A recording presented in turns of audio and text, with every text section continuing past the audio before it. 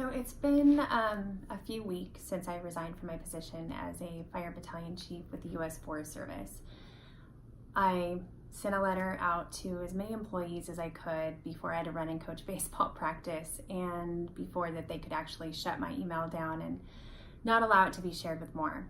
But it did get to a lot of folks, and I didn't know how it would be received. I just wanted people to know that it wasn't just this small issue in the grand scheme of things, my little issue. It was a much more global and systemic issue that we as an agency were battling with and dealing with, and I didn't want people to feel like I just left them behind. I wanted them to know that I was trying to do something to still improve their work environment, whether I stayed or whether I left. I definitely realized that I couldn't have as strong a voice if I stayed as if I left, because there's something about the fear of helping or the fear of hurting. Leaders can actually put you into fear because you're afraid that they might not help you in the future. Not that they'll hurt you, but they might not actually lift you up, or they might not give you an opportunity.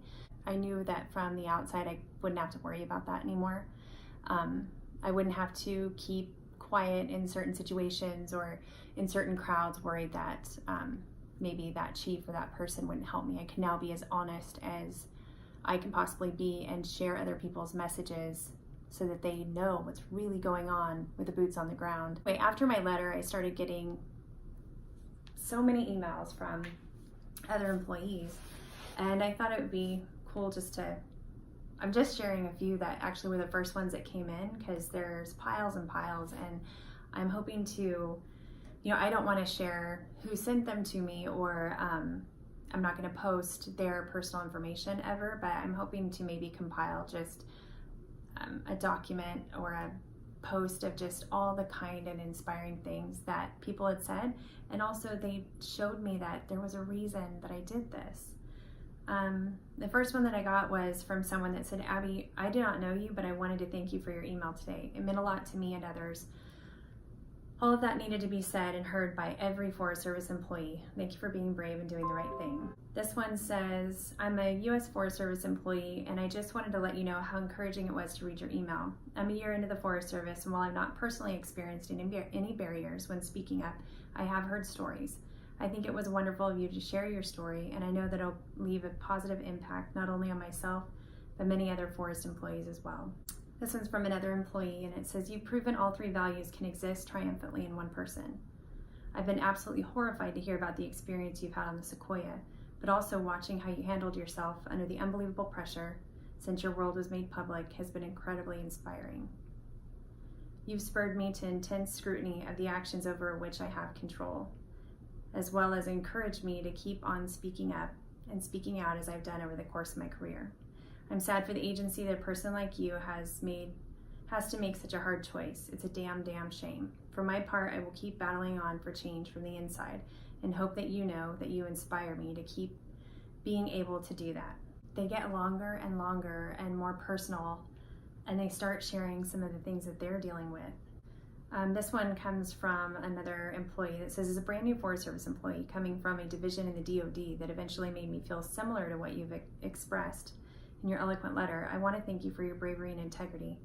While my circumstances and the incredible stress I felt for years at my previous duty station are quite different in substance from what you describe, the sense of frustration, hopelessness, and heartbreak in a job that I consider my life's work is painfully familiar. I took my current job for numerous reasons: to better my life and health, get closer to family, and return to an agency whose goals and objectives I felt were more aligned with my own. So far, thank goodness, I believe I've made the right decision, but your letter has heightened my awareness of how critically important it is to strive for the betterment of myself, my colleagues, the resources I'm responsible for, my community, and perhaps most importantly, the agency whose mission I'm responsible for adopting and carrying out to the best of my ability. Your inspiring words will be in my head the next time I speak up for what I think is right or against what I believe to be wrong. Again, thank you, and good luck in your future endeavors." So whenever I get one that just simply says it caused me to, or it will make me think more about, that's why. Just if it helps anyone. And of course I got many just one-liners from people across the country who I've never met, and they just wanted to reach out and tell me that they appreciated the letter and that it resonated with them. This one says, I don't know you, but I wish I did. Thank you for speaking the truth about the toxic work environment within the Forest Service. I don't work there, but my husband does, and these past few years have been brutal for us as a family. He has even thought of relocating 1,000 miles away from me and our young daughters to improve his work situation and his mental health. It has been devastating to see a man that has given nearly 25 years to the same forest be undermined, demeaned, and nearly driven out in just a few years before retirement. I have the utmost respect for you, and those that judge you are not worthy of your attention. I always tell my kids, you stand up, even if you're the only one standing. You exemplify this. Thank you.